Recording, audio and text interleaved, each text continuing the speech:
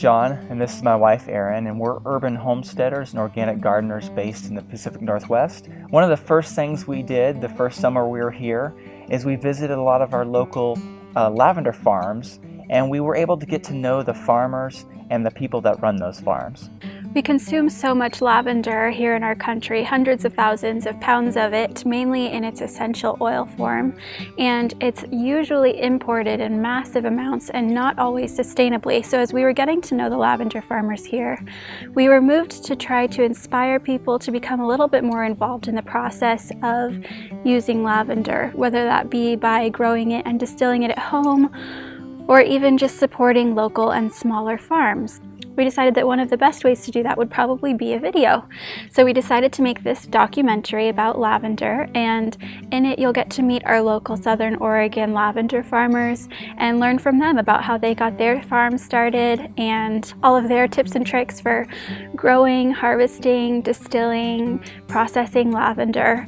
And we hope that it inspires you to plant some lavender on your property, maybe even start a farm, and at the very least to come visit our lavender farms or your local lavender farms and support smaller farms around the country. So let's meet the lavender farmers of Southern Oregon.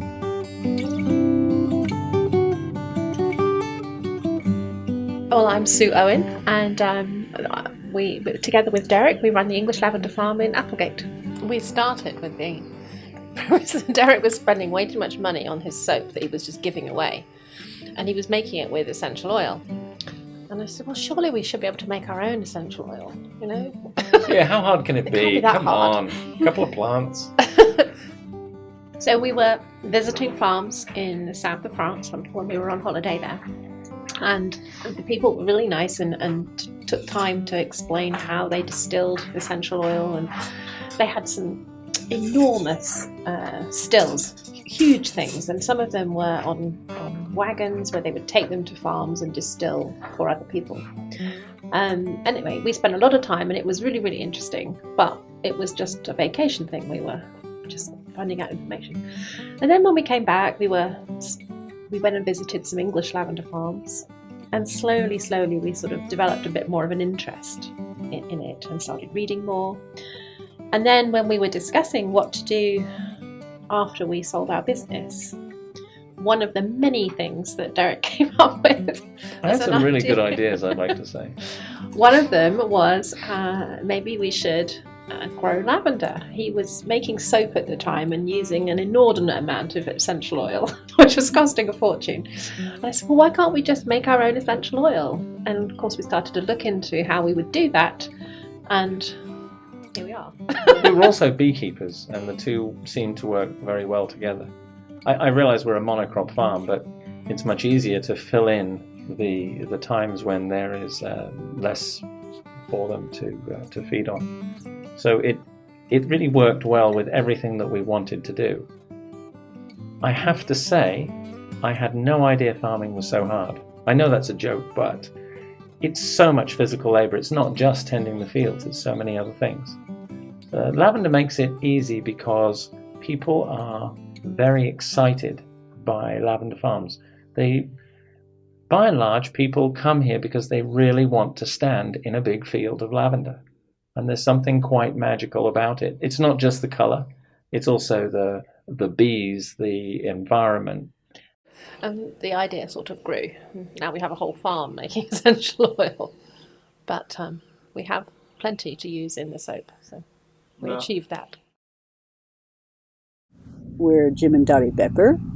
We own and are the founders of Goodwin Creek Gardens here in Southern Oregon. Both of us, our backgrounds have always been interested in plants. Jim actually went to university and was trained. Mine is just a love for plants.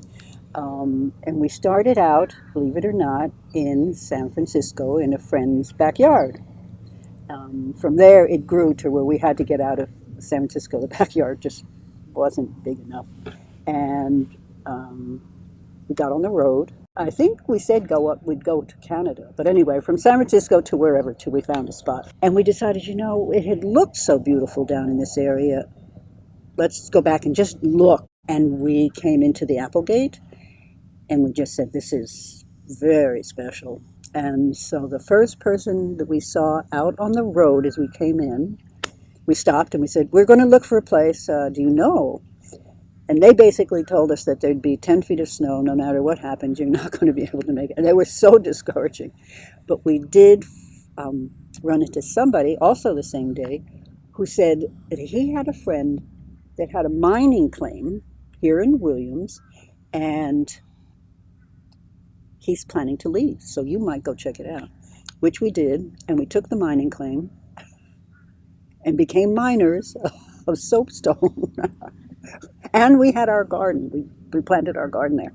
Any case, BLM, when found out that we were living up there, said, "Are you mining for gold? Or I mean, you can't be just hanging out there." And we said, "Oh no, we're looking for gold." So it got very complicated, and they actually Jim took the case on. We went to court because we said we're actually miners. Well, Jim went to court with his little briefcase, and they said, well, I can't remember there. Oh, he said, "Quick like bunnies, get off the property." That was like a BLM lawyer. And so, quick like bunnies, we did find a place here in Williams. And we've always been growing, and it kind of just mushroomed on us that we started out as dried flower growers, worked our way into herbs, and always adding different lavenders. It probably escalated after about the 5th year or so that we realized we were really collecting a lot of lavenders, and then we went on a search and we ended up growing, at this point, 80, 90 varieties of lavender. So it became our focus. I mean, we still grow many other things. The pollinator plants are really important, but the lavenders became a focus probably 10, 15 years ago, maybe even more than that. So that's kind of the beginning of Goodwin Creek Garden. And we came across a property that we were on for about 25 years before we came to this place. And here we are, ready to retire 40 years later. The Lavender Garden here at the Oregon State University was started in 2002 in its planting stage, and then in the spring of 2003 the plants came from the Goodwin Creek Gardens out in Williams, and the Beckers, Jim and Dottie Becker, and Ellen and Jim Scannell, and others showed up here to, as they tell me, in a rainstorm in which the plants in the original form were literally mudded in to begin the gardens in the spring of 2003. I came to the Master Gardener program through the classes and signed up to come to the Lavender Garden as an intern, and this is my 9th year, and I just never left the garden. I just kind of adopted it, and now I serve as head gardener of the garden. Right now, there are about, depending on whose calculates, about 250, about 100 to 200 different varieties. There's about 250 plants in here, multiple plants in multiple locations to see how they fit into an environment, or to give it, since this is a demonstration garden, to give people an idea of how that plant will fit amongst their lavenders in their lavender garden. Welcome to Lavender Fields Forever. I'm John Rinaldi, my wife Bonnie. We started this farm in 2010. We were really, I don't think anybody ever starts off saying, my life's ambition is to be a lavender farmer. We're really, it's just something that just happens, and it's a wonderful, wonderful thing to have happen. We started by, years ago we would go to blueberry farms, and you pick farms, you put 2 in the bucket, 1 in your mouth, or maybe 2 in the mouth and 1 in the bucket. It's a lot of fun, and we thought eventually if we had the opportunity, we wanted to do a blueberry farm. That would be a you-pick blueberry farm. We wanted to share in the experience of that with other people. And we hunted around Southern Oregon for probably 3 or more years looking for a farm that would be suitable for that. But the climate here, it's great. You can grow blueberries, but not really that effectively commercially. It's just a little too hot and dry. So, it's more in the northern part of the state is ideal for that. So we're looking around. We found this place and said, oh my gosh, this has the setting we want. This is perfect. And it has great soil, has ample amount of water. It was just perfect. It also had a lot of deer, because we were walking around, we were being shown the property, tons of deer walking through. And of course, all the variety of birds, and had lots of moles and gophers. And I got talking with Bonnie, and we said, this is ideal for, a piece of property, but, I didn't want to try and do a crop that would, we'd have to be kind of like battling those elements all the time. So God just kind of put our thinking caps on and said, what would be really good is lavender, because it likes the heat. It's an ideal setting for it. It is not eaten or browsed by deer. Rabbits or moles and gophers don't eat it. Birds don't bother it. So that seemed like just the ideal thing to do. And with my background in agriculture, my degree, I could learn how to grow lavender commercially pretty easily. So we did that. We planted in 2010 and grew the farm up for 2 years. Opened in 2012 was it? 2013. We planted in 2011. And we opened in 2013 to the public, but after growing it up for 2 years, so we could generate some oil to use in our products and to learn how just to grow lavender effectively. And ever since then, so we've been open to the public in the summers, just from mid-June to mid-August, for people to come you-pick and enjoy the farm store. Our whole purpose in this has been to provide an experience. And our goal has always been to make sure people have a great time when they come out to the farm.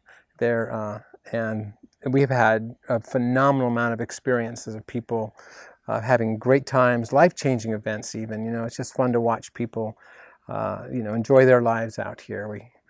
We've had 2 summers ago, we had a lady who proposed to her boyfriend and he said yes. But those kind of events that occur in there. So I'm a clinical aromatherapist, and our company focuses on the healthcare industry, so hospitals, a healthcare practitioner, hospices, how to help them design a program and implement it, right? Policies, procedures, and educate staff. And so I also teach education, as Jon spoke earlier, as an experience is a big part of what I think is important in general. And so in one of the classes that I had taught about 3 or 4 years ago, Bonnie took the class. And after class, she said, I'd like to talk to you. My husband and I have a lavender farm, and we are going to start distilling this year. And I got so excited, I think I probably literally almost jumped up and down, because at that time I was doing a distillation class just so I could get a top of the stove, just using a top of the stove distiller, showing people how much plant product it takes and what the process of, distillation of a plant to gather essential oils is really all about. So we started collaborating in the summertime with classes. So yeah, not only was it fun from an educational point of view, but they're great people, so we became great friends. So when they decided to move on to the next project, actually I think it was really Bob that went, that would be so cool. So here we are. Well, we like to say that we never get a crabby person that comes to the lavender farm. Everybody that comes to visit, whether they just want to walk through the fields, or actually cut some, or just sit and chat, they're just in a lovely space. To be honest, I hadn't had a lot of experience with lavender or essential oils, anything of that nature, actually, till I met Karen. So my exposure is probably about 3 years at this point, and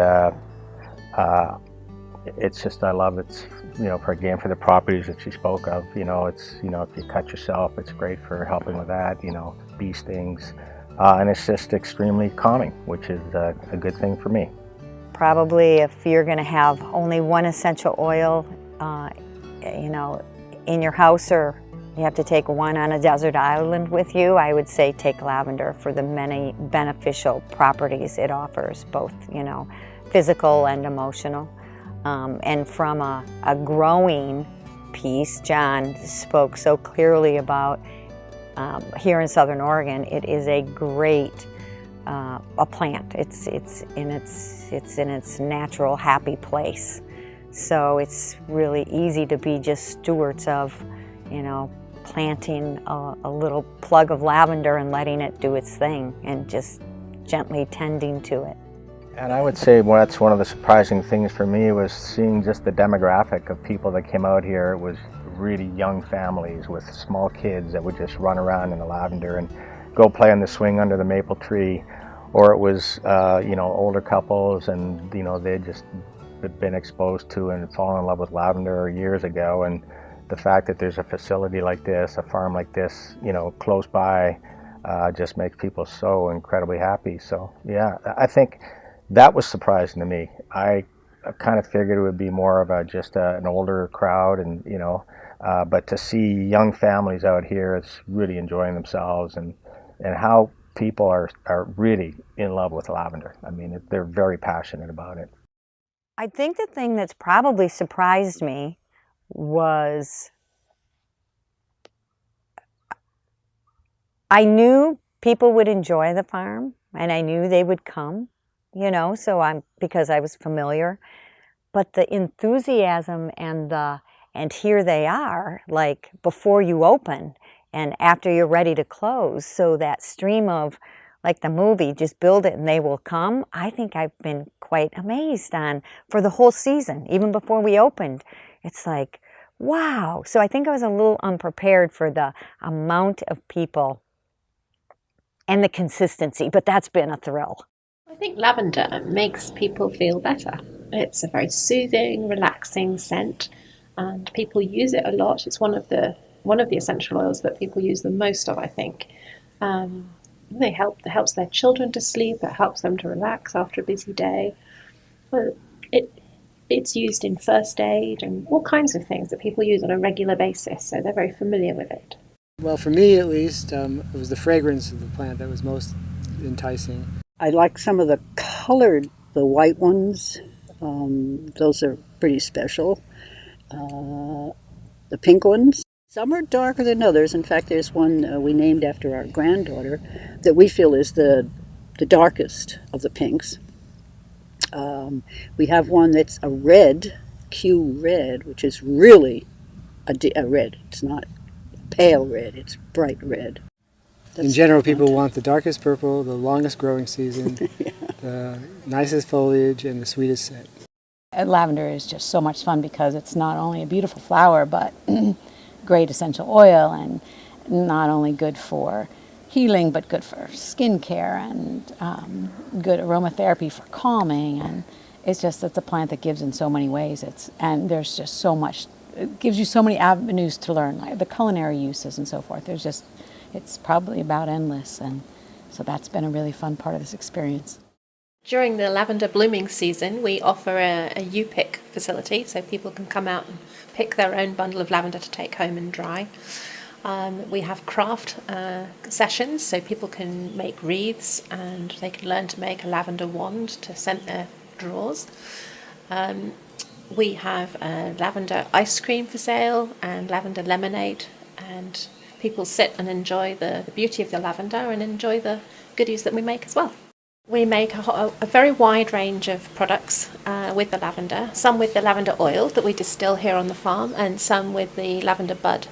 So with the lavender oil, we'll make candles and soap and lotions, creams. And then with the lavender bud, we'll make pillows and sachets, things to help people relax and enjoy the smell of lavender when they're at home.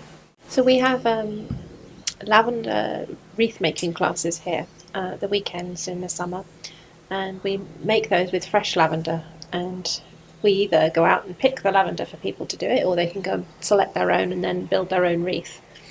And I've not yet seen one that came out poorly. They look really professional, And they're really straightforward to do if you just know a few simple techniques.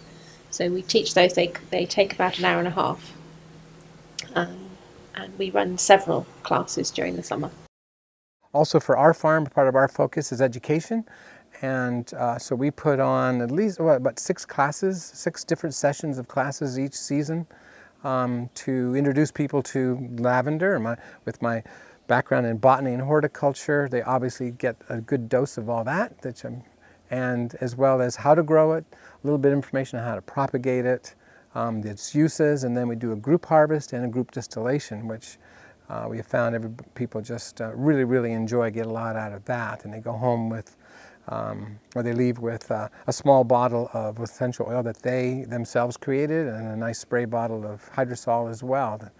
So that has also been what really has kept the farm, we think, very attractive to people. Is all these events and all the activities we have going on here. They have the opportunity to do a U-pick if they'd like to come and pick. We have lots of people who just love to come and take photographs. It's great to see families because, as Jon explained, Jon and Bonnie designed it so that the space between the lavender plants is people friendly. The kids will sit down in the grass and they'll play, they'll watch the bees. We make over 40 products, about 40 products, so they love to buy products that have lavender in it.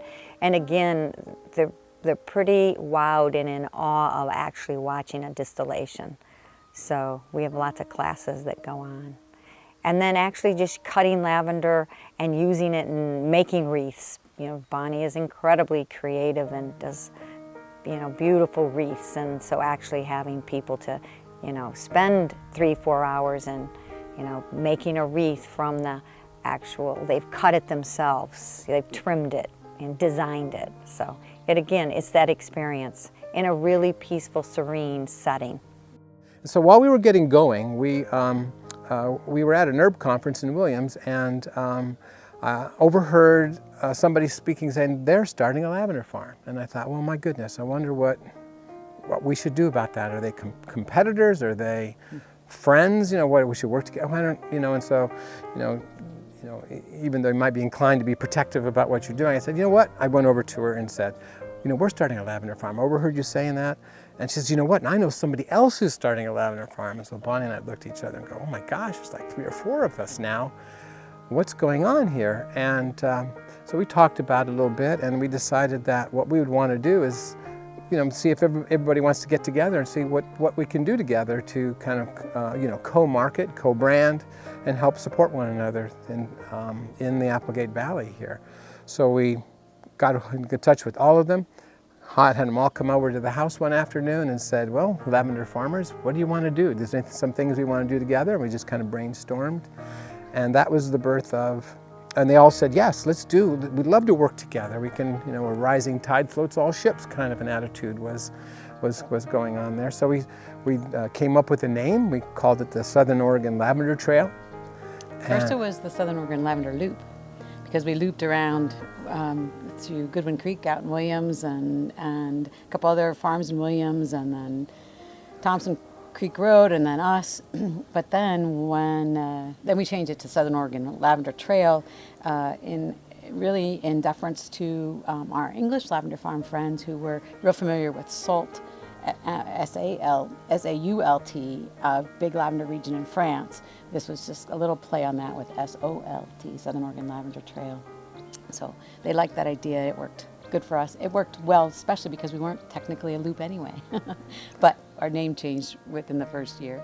Right, we became the Southern Oregon Lavender Trail. Yeah, we were really very fortunate that the first years that we were planning to be open, we had a group of others that were planning to be open. And the hardest part is when you're wanting to attract visitors to your place is to get that marketing out there. So here we had partners in marketing, and we felt very, very fortunate in that. So there were, I think, 6 of us that first year, and everybody had different ideas, but they were all very creative and collaborative. And so Those first couple years, the first thing we did was say we're going to market each other, if nothing else. And we even created a little passport system that encouraged people to get to every single farm. If they got to every single farm, they got entered into a drawing to win a big basket of lavender products. But it was to just help get people familiar and get them, make sure they went to every last farm, or at least encourage them to. And from there, we had the opportunity also to experiment a little bit with, since we had a collective budget. One year we tried to see if marketing through Shakespeare outlets was helpful. Another year it was Brit outlets. And by that time, word of mouth, which is always your best advertising, had overtaken everything else, and we needed none of those others. But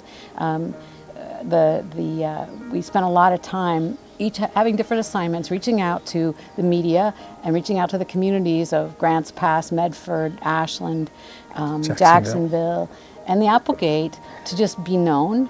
And after a couple, 3 years, we were known, and we were known as a good, fun experience for the family. And that was a real benefit to being a trail. It was. It's been a great experience. The Lavender Trail has been wonderful. We, as part of that, we started off at having events. We found is really the number one thing to get people out to visit your farm.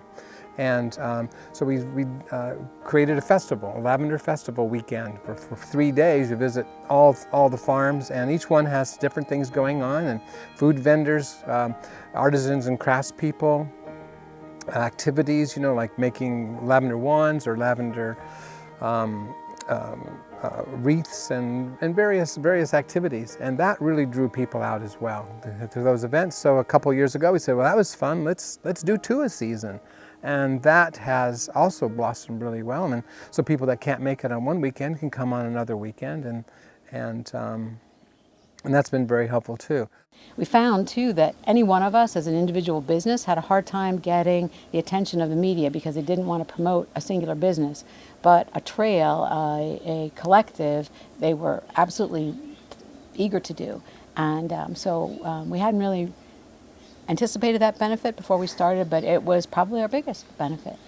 Plus, as you're just starting out, it's good to have other people to bounce ideas off of. We got a lot of great information from the Oregon Lavender Association and the other lavender farmers there. But then here we had people with local experience that were having the same weather we were having and the same other conditions we were having. So we were able to share and learn from each other, as well as having all that marketing benefit. And when you're starting and you have a lot of weird problems that have nothing to do with farming, it's good to have somebody else to commiserate with. Besides me?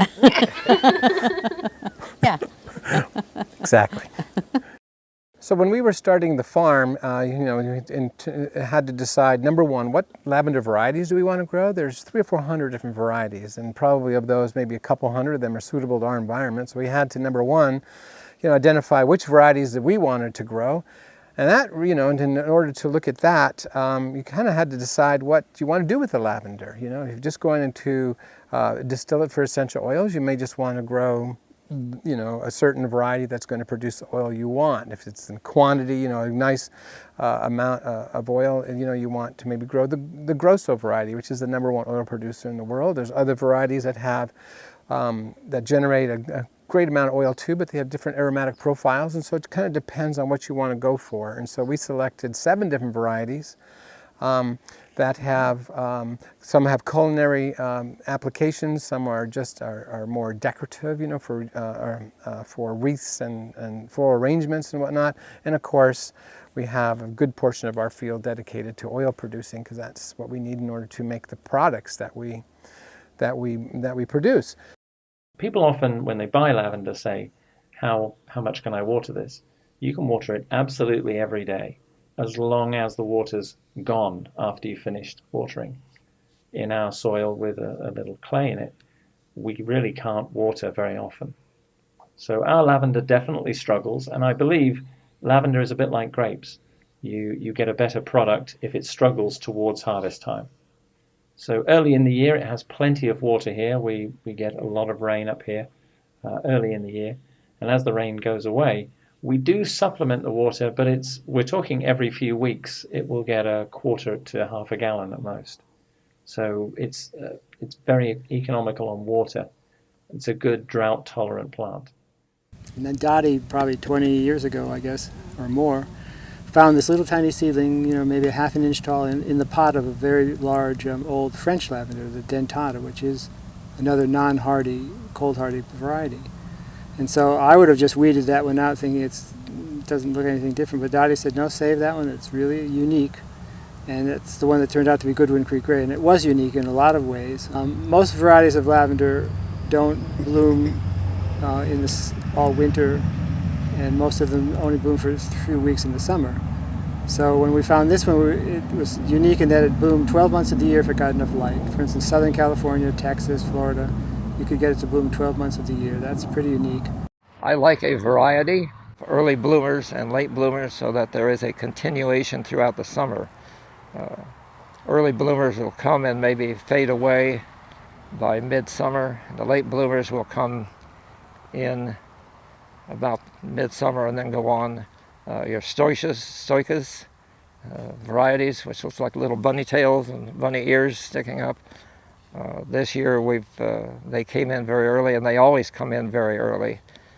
And this year we've got one variety in particular that we pruned early, and now it's almost in full bloom again, a second time. So today we're going to harvest some lavender. We're standing in the part of the field that has our gross blue lavender. A little further down the field in that direction are our culinary lavenders. They tend to come to harvest much earlier than our gross blue, which are bigger oil producing lavenders.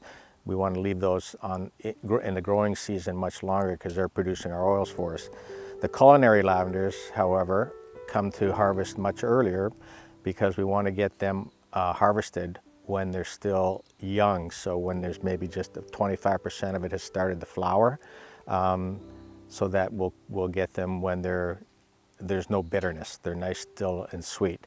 But today we're going to just harvest some of our gross blue here, and we also have the Hidco Giant, which is more of an aromatic lavender, and we'll harvest that, but we do different things with it. This we're going to distill into essential oil and hydrosol water. Our Hidco Giant we're going to harvest, put it in big bundles in our basket, in our wagon, and then we're going to take it inside and let it hang it and dry it, and then put it through a stripping process to strip the buds off, and then through a cleaning process, like a seed cleaning process, to just end up with the beautiful buds. But they will be for our aromatic purposes, for filling little sachets and eye pouches and things of that nature. This is a bigger oil producing one. We're going to harvest this one and distill it. So the actual harvesting process is pretty simple. We're going to use this wagon because this is going to go through the distillation process. When we put it in the basket, we're going to try and keep it as organized as possible. So all the flower tips are going to stay on one side. It's really important on the other end when you start trying to cut the flower tops off. If you just throw everything in the basket, it's very disorganized, and it probably adds 100% to the time process of trying to cut the flowers off later. So when we cut it, we're going to cut it, and then we're going to stack it in here in a very organized fashion, keep all the flower tips as close to one side of the basket as possible.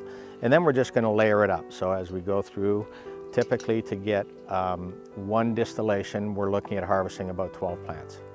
And depending on the size of them, and Grosso might only take 10 because it's a bigger, more robust plant. This is a little smaller, the buds are smaller, so we're probably looking at about 12 full plants that we're going to harvest, put in this basket, in this wagon, and then take it inside and start the distillation process. So the actual way that we harvest it is we use a hand sickle, a beautifully designed little weapon, actually a nice little tool. It has this lovely little end piece to it, so it holds your hand right in place. And when we harvest, what we're going to do is basically just grab, we want to take, we want to leave a nice stalk so that we have something to work with when we're inside cutting the flower tops off. So what I typically like to do is I'll put the sickle in, and then I'll just lay the stalks over top of it, and then I always use a cutting motion, a quick one that is away from me, okay? And then we end up with a lovely little bunch, and I'm going to put it in the basket and make sure all the flower tops are organized at the one end. And then I'll just go around this entire plant and just harvest it. Or I might just go down one side of the row and then go do the other side of the row later. So it's a pretty simple process. I just put the sickle in, a quick cutting motion, and we end up with a beautiful little bunch with the flowers nicely organized. Pass these out. You want to harvest? These are hand sickles. They're very, very sharp. So this row here, as you can see, is Grosso, and this row here is Gross Blue. With one of your hands, grab some buds here of Grosso and give it a crush, give it a smell, and with the other hand, do it on, well, you have to back up here a ways, come up here and get some Gross Blue. I want you to check out the different aromas, see what you think, what you like. How many bunches of lavender fit in your still? 10, 20, 30, 40, 50, 51 bunches. In my opinion, the secret of good distillation is getting the pack right for the material you're distilling. I think that's very different for each person's material and for each person's still. And I've been doing this for 4 years, and I'm nearly right. I'm nearly okay every time. So it's a bit of a trial and error thing. We take the lavender that we've harvested, and usually when we're cutting for the still, we'll pick up larger bunches, because it really doesn't matter. They're only in a bunch for a few minutes while we bring them down out of the field. As all of the oil is in the bud, we really don't need to worry about this green material at the bottom. It's going to take up room, it's going to lower the amount of oil we can produce out of each run. So we cut and take the flowers, leaving us with a bunch of green. There are some buds still in there, and these are then recycled. We send them to a neighbor who has chickens, and her chickens work through and eat all of the buds out of each of these bunches. I've already filled the still up to the waterline. The waterline is about 1/4 of an inch, 1/2 inch below where this basket will sit. The idea is we get the water hot and we want steam flowing up through the lavender. The steam is hotter than the flash point of the lavender oil, so as the steam meets the lavender, it carries out the oil up through the top and down into this condenser. The condenser is a separate circuit, so it has cold water running through it, and the distillate, as it condenses coming down through, will go into this glass device called an essencier, and this will separate oil and water. So we'll get a steady flow of water out one side, oil out the other side. It's a very simple process. In our case, it lasts about 6 hours. Many stills will be able to accomplish the same thing in a couple of hours because they're smaller and they have more aggressive heat sources. Here we're running electric, so it takes about 1 hour and 20 minutes for the water to boil, and we're already at that point right now. It's a very simple, slow process. So right now I have boiling water to this point, and about 1/2 inch above that is the main stainless steel basket holding the lavender. The water is turning to steam because it's boiling. That's coming up through the lavender, bringing the lavender to the temperature of the steam slowly. The oil buds are releasing their oil, and there is a lot of oil on the outside of a bud in very small wells, about 600 of them. That oil will turn into a vapor along with the steam and get carried out here.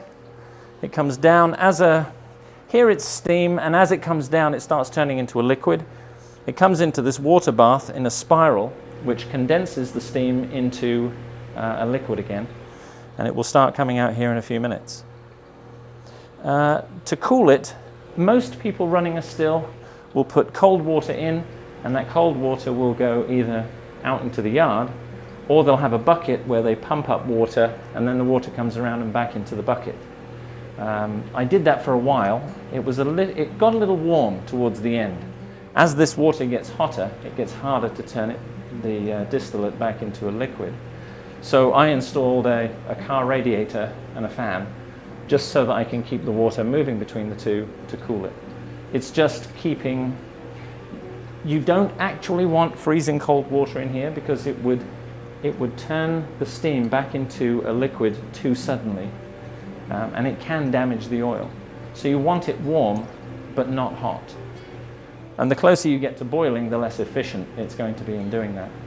The worst thing would be if this cooling source turned hot, you would have a lot of your oil escaping as vapor as it came out, which obviously is a loss of product. So 6.5 hours boiling, this water level will go down to nearly to the bottom of this site, and we'll turn it off when we're not seeing a lot of oil dripping out the side. A lot of distillers go into a vessel and then drain the water off, and that's a perfectly efficient way to do it. Our device simply separates on the fly. So from this point, I always tell people it's a 6.5 hour process. From this point, it's about 4.5 hours, maybe 5.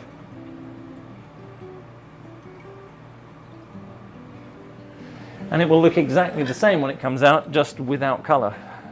First oil out of here, when the body of the lavender gets up to temperature, I guess we'll get a very small amount first coming from the edges where it will heat up very quickly. The oil will really start to flow probably in 2 hours, an hour and a half to 2 hours, when the middle starts getting up to temperature and it starts releasing the rest of the oil.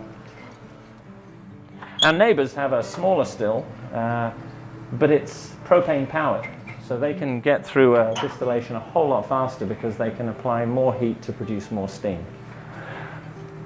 Truthfully, I kind of like the fact that it takes time. I'm not in a hurry. I'd like to get 2 runs done each day because we put most of our field through this process. And at the end of the season, we will put dried lavender through. Dried lavender, I think the oil is very similar. The hydrosol is not similar at all. It tastes, well, it smells a little flatter, and it doesn't have the chlorophyll content. So we prefer to do it this way. It's a non-pressure process, so I'm not quite sure why the makers decided to put this very heavy clamp on there. No pressure builds up during the distillation process because it's always vented through the condenser.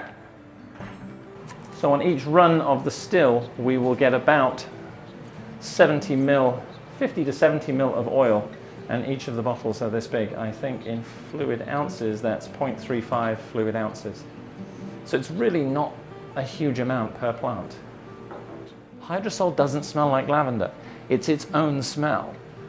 There is a lot more chlorophyll in there. There's all sorts of compounds that you don't find in the oil. The difference between our copper still and a stainless steel still is very little. The stainless steel is non-reactive, whereas copper is very reactive with essential oil. Sometimes, if you've got a full stainless steel setup, you'll get a batch of oil that smells very off. And the way to fix that is to put the oil into a copper bowl, swill it around for a few minutes, put it back in the bottle, it will smell just fine. So it's a reaction between the copper and the oil. We have that reaction going constantly. When you use copper, you get a buildup on the inside of both the alembic and also the cooling snake inside this. So we have to clean it out. We're using a fairly weak citric solution. You just make it up, pour it in, get it nice and clean, and flush it a few times. But they're not difficult to keep, they're not difficult to use. And I really think if you're a lavender farm without a still, then you're missing out. Lavender oil is extracted through a steam extraction process. We have this boiler assembly here. We connect it to the cooling or condensing side of the process with a copper pipe here. And we boil water, we steam, the steam rises through a column of lavender that sits inside here and travels through a pipe that connects, like I said, to this unit here, the cooling side, which has the copper coils inside of it, like you'd see in any still and anywhere else. And it condenses the vapor, the water vapor and the oil back into a liquid, travels through the rest of the coils and drips out into our separating flask here. We use well water in our boiler here. It's filtered, highly filtered, so it doesn't have any solids in it, but basically just good pure well water. Another important part of the still is we run this at absolutely zero pressure. We have a gauge on the back side over here to tell us what the pressure is at the boiler end of this. And then we also have a gauge up here which tells us the pressure when it's being released into the condensing unit.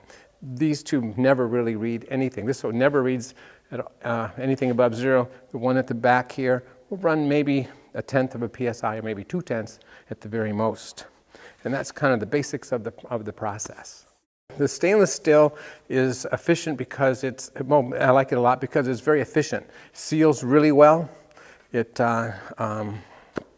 doesn't impart any metallic flavors or anything. It's whenever you're heating up metals, you'll have some sort of interactions with the flame, and stainless is ideal, just doesn't impart any metallic qualities at all. However, from here through the rest of the whole process, it is copper, and it turns out copper is actually very important to the process of distilling because it removes the sulfurous compounds of the essential oil. So from here through here and all the way through till here, through the coils, it is copper, and that's enough copper to accomplish the removal of the sulfur compounds. Place them towards the front here. That gives you the most leverage, makes it easiest to cut, and just a nice simple little cut. And that's why you're holding onto this, because this is what goes in the still. So again, the extraction of lavender oil, essential oil, is done through a steam extraction process. So we have water boiling in this tank down here. We're going to set the cylinder of lavender, just lavender flower tops, minimize the amount of stems that are going to go into this portion of the cylinder right here. Then we're going to steam it. You already see the water's boiling, steam's coming out. We're going to connect the steamer with the condensing side of this once we get the lavender inside the cylinder here. So open this up, make sure this is nice and clean so it seals well. Drop the cylinder of lavender flowers in here.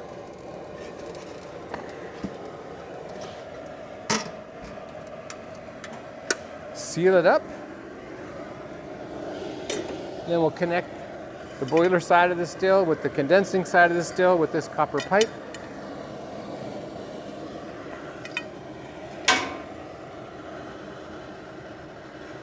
And again, copper is very important to the distillation process because it removes the sulfurous compounds of the essential oil. So it's something that's actually very, very helpful to the quality of the oil.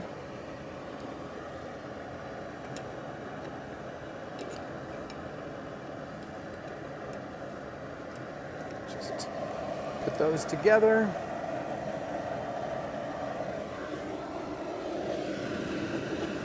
Cinch it down just a little bit so it doesn't leak.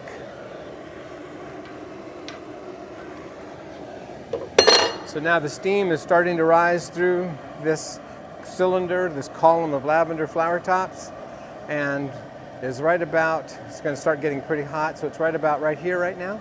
Just a couple more minutes, it'll be all the way into the cooling coils inside this condensing cylinder, and then it'll condense back into a liquid. We'll have two components there obviously the steamed water is going to condense back into distilled water, which is actually impregnated with some of the essence of the lavender. It's a floral water. It's called a hydrolat. It's called lavender water. It's called hydrosol. That's typically what we call it, is lavender hydrosol. So you get a lot of hydrosol right now, and the oil also condensing, and then they flow into this separating flask here. It's called a Florentine flask, and it will collect both the distilled water, the hydrosol, and the oil. The oil being lighter will rise to the top, and then we just separate them as at the end to remove, to remove just the water from the oil. We're going to generate roughly a gallon of hydrosol. Well, roughly, and in terms of how much oil, everybody always asks how much do you get out of a batch. It always depends on the variety of the lavender, as well as the point at which the lavender is harvested, and the year, depending on the season and how the lavender grew that year. So we can never really predict how much we're going to get out of each batch, but we generally run around a half a cup or so, 4 ounces, around 120 mils to a gallon of the hydrosol. So now the steam is running through here. This is all very, very hot, running into our cooling tower, filled with water that we're piping in cold water from the well and siphoning off the hot water to keep this as cool as possible so that we don't cook the oil any longer than we have to. It just drains right back in, converts right back down into a liquid. It runs through the coils and drips out as it is right now, right into the separating flask.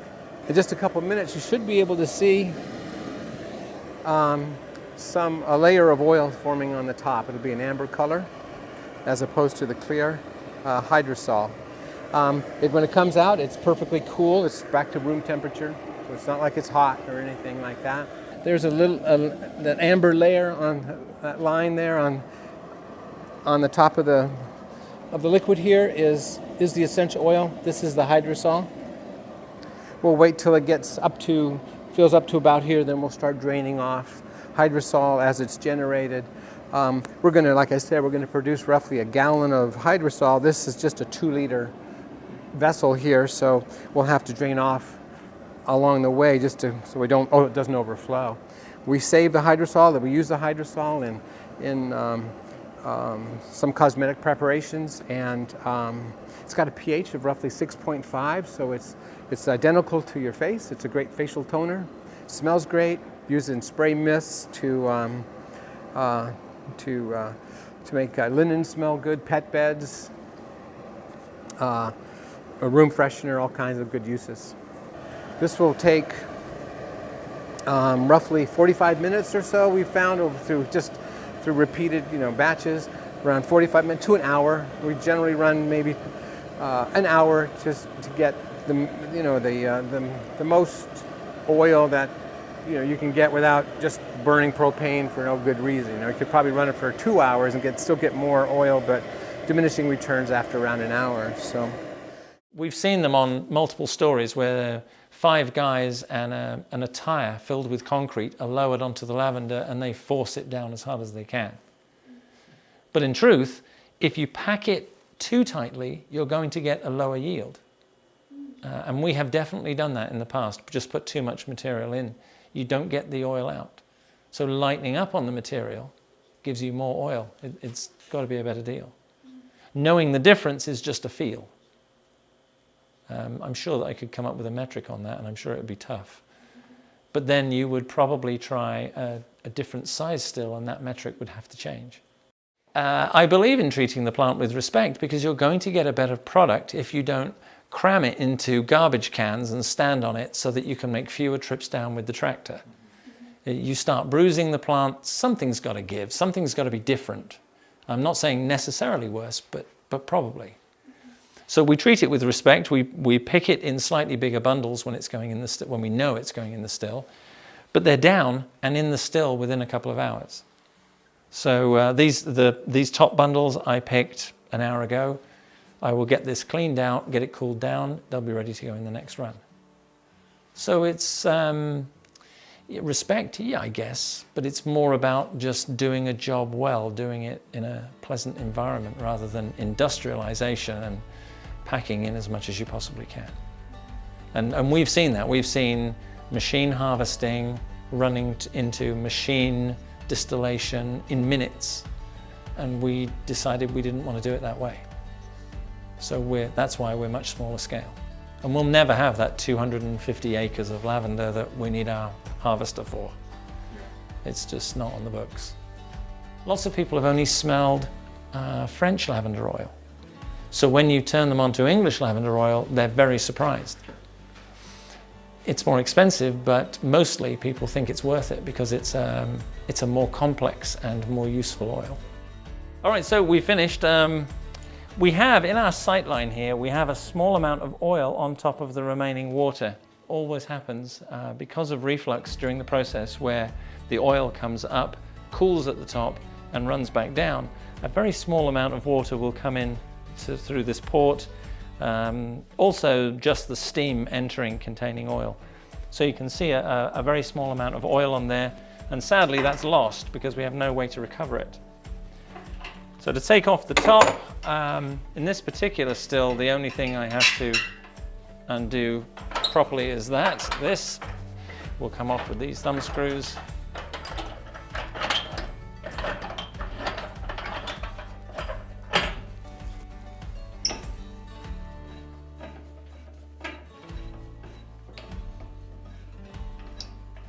And we're left with steaming lavender.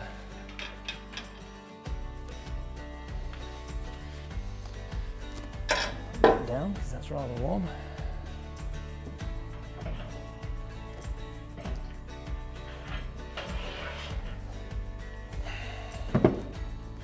Whew. And that's quite a pungent smell. The lavender has lost its color, so it really hasn't moved during the process. But it is a very unusual smell. It's nice, but I'm not sure that you could bottle it. The profile changes hugely. I know that the green note that fresh oil has disperses quite quickly. I'm told that you can sell lavender after 3 months because the overall smell loses the greenness, comes up in the floral notes. And I think the whole waiting a year thing is more due to the fact that in 3 months it'll be Christmas, in 6 months it'll be snow on the ground and it'll be wet out. So really, by the time we get to sell it again, a year will have gone by. I would sell after 3 months, definitely. I've had people actually request fresh oil from the still because they prefer that green note. I guess I hope they use it quite quickly because it's going to go away. It could just be the chlorophyll. But there is evidence that the esters that make up the floral smell are changed in the distillation process. And I just wonder if what we're seeing is a reconstitution of those damaged esters over the time. And what we got from that run, so it was in there for 6 hours and we achieved about 75 mil. So I'd consider that a very, very good run. And we just have to wait 1 year before we can use it. As soon as that's cooled down, I will change the water in here, and then we'll be able to run again with the next batch. We leave all of our oil in these bottles. They're old bottles. We get them from wherever we see them. It's very easy to find stoppers. It's very easy to find bottles. Finding stoppers that match bottles, that's tougher because they're not usually kept together for so long. And they're all so very different in their sizing.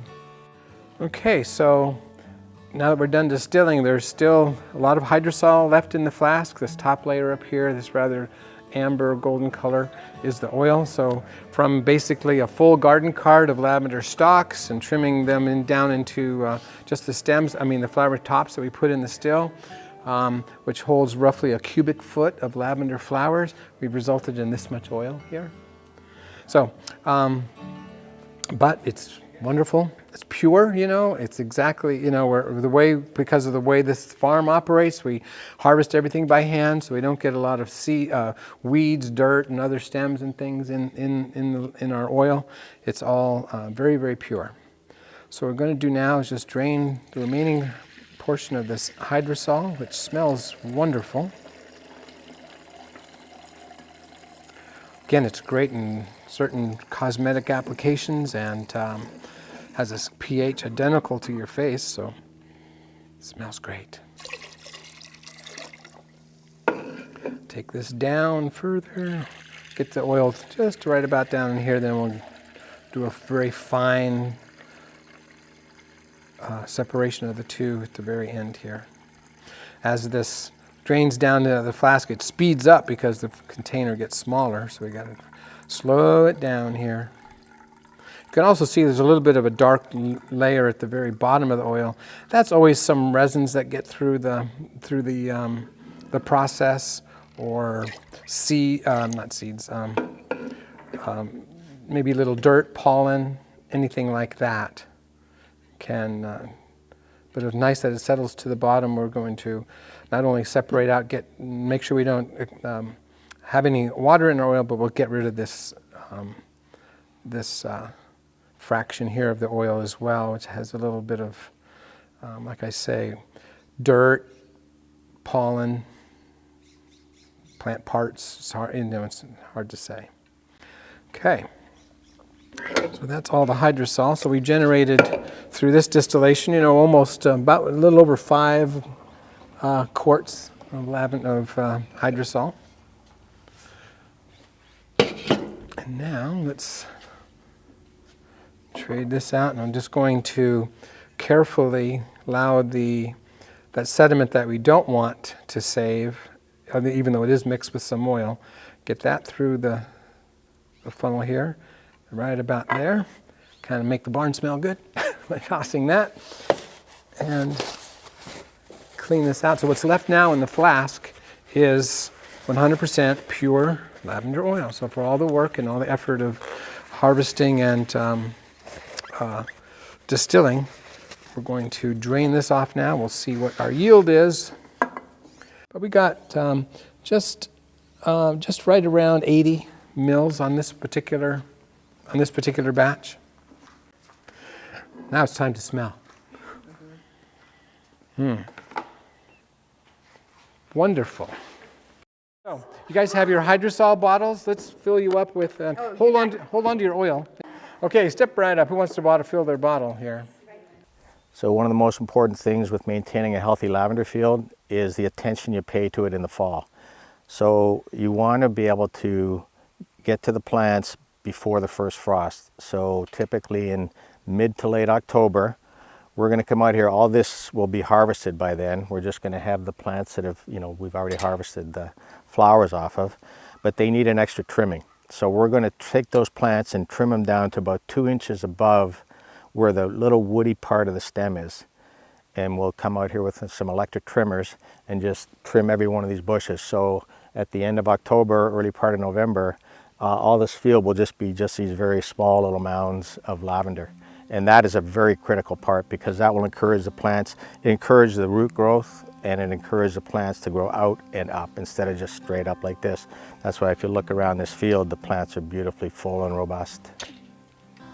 In order to keep your lavender plants really compact, we prune twice a year. If you don't prune, they can, after a year or two, get really leggy. And if you like that look, that's fine, because they're just a beautiful plant. But if you really want a compact growth, then you prune it twice a year. And so this still has a lot of flowers on it, but I'm going to cut it back so that we can get some new growth for propagating. Okay, so we use the shears if we're going to do really a big cutting, and you're just cutting back,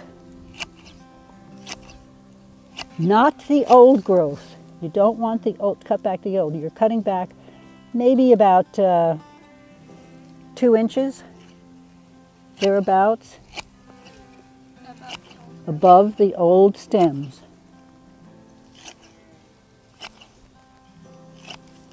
So you'll see that some of the stems just are standing straight up, and the new growth is just below it.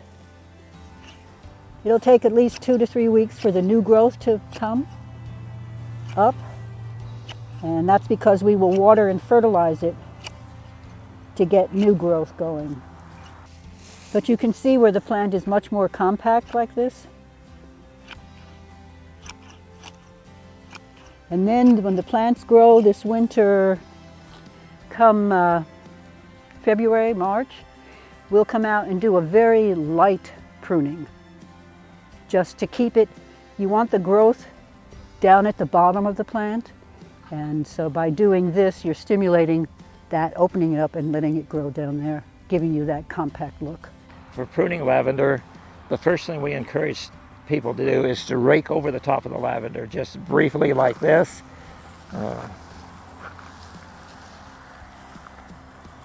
And this has no real effect on the lavender except the fact that for the pruner, it tells you that there's no yellow jackets or bees or anything in the area, and therefore it lessens the likelihood that you're going to get stung. As far as pruning is concerned, you just grab a handful of it, just reach in any place, and just grab a handful and you cut off a little, clip it at a little at a time. And if this seems a little bit slow for the entire garden, this is the way we do it. It allows us to be more on a one-on-one with each plant so that we don't make any mistakes. On this particular plant here, we have a tuft here.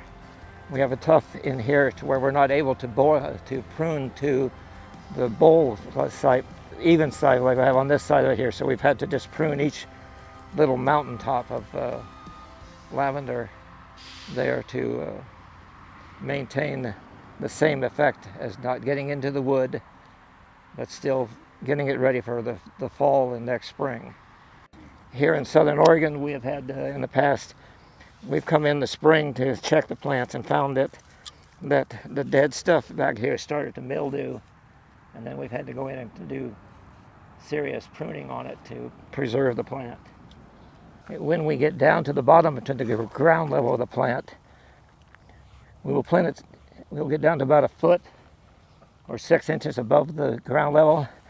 And in this particular case, since we have a walkway here, we'll prune it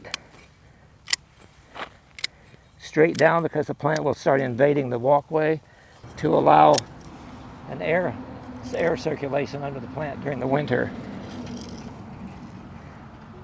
There is a good chance that if we don't maintain this airway underneath here and get down underneath this, that with the winter rains and snow and spring rains, that it will mildew underneath here, and then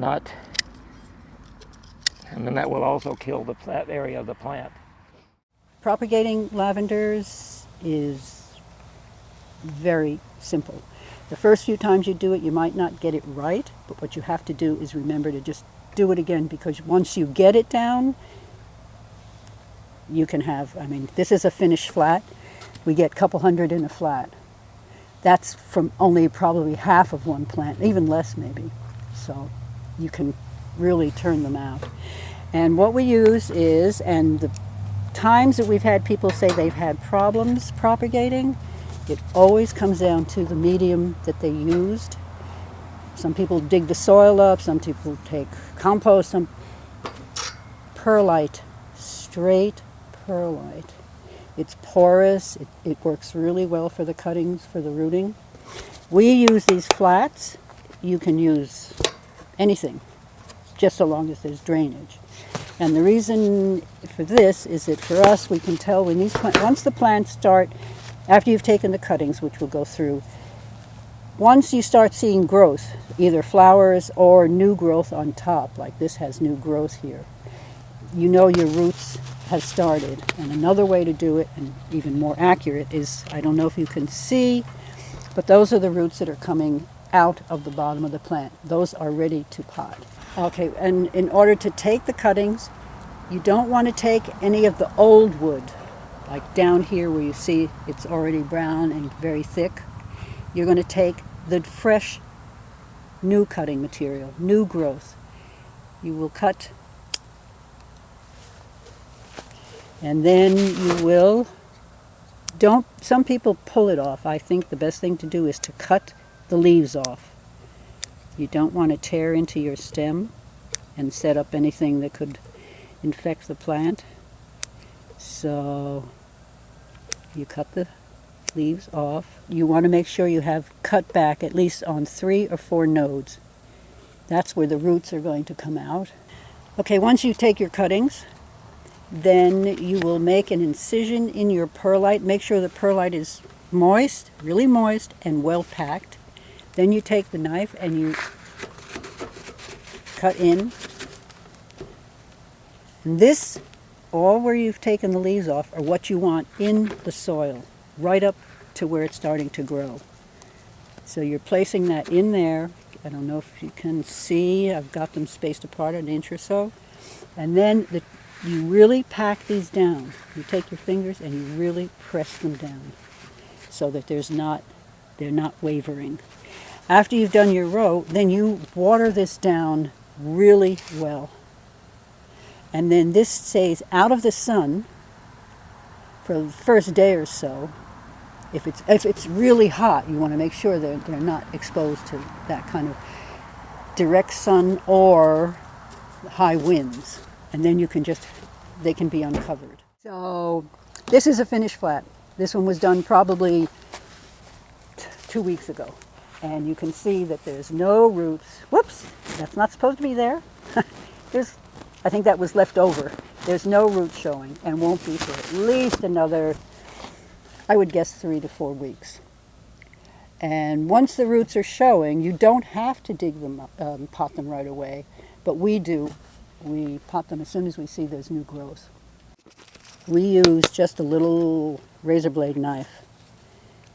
You can see that the roots are indeed ready for potting. I'm sticking this back in because I'm not going to pot it right now.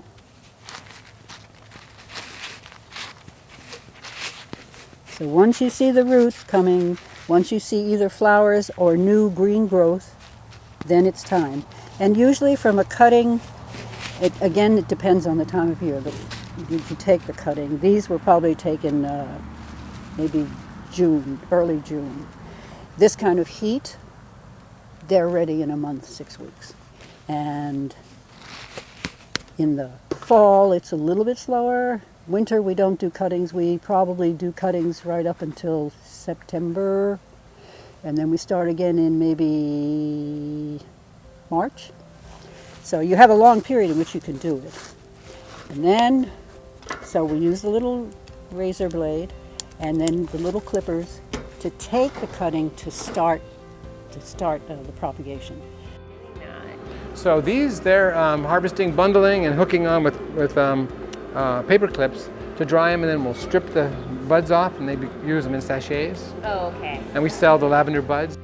Okay, so once we've harvested our aromatic lavender, we've harvested it, put it in bundles, and this time we've wrapped an elastic around it so it'll stay bundled. We bring it into the barn here, and we hang it on these chains for typically 3 to 5 days, depending how warm it is. We want to make sure the buds are really dried out by the time we're going to strip them, because they'll just come off beautifully and clean then. I just like the plants. The plants are easy to care for. It's continual, which is one reason why I came to the garden. I get bored if I have to just take care of one little plant all along. In here, there's always work to do. The pure enthusiasm. Yeah. It's been really very rewarding. The whole garden is my favorite.